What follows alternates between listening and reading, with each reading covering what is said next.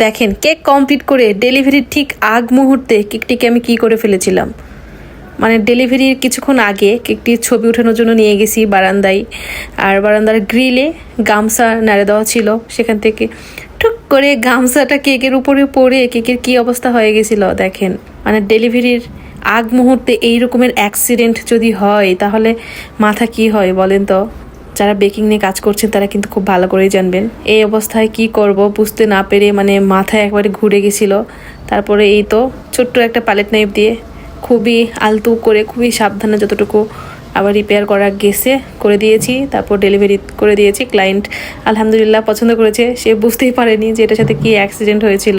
তবে আগের মতো মানে আগে যতটা স্মুথ ছিল ফিনিশিং ততটা কিন্তু আর নিয়ে আসা সম্ভব হয় না যখন এরকম ঝামেলাই হয়ে যায়।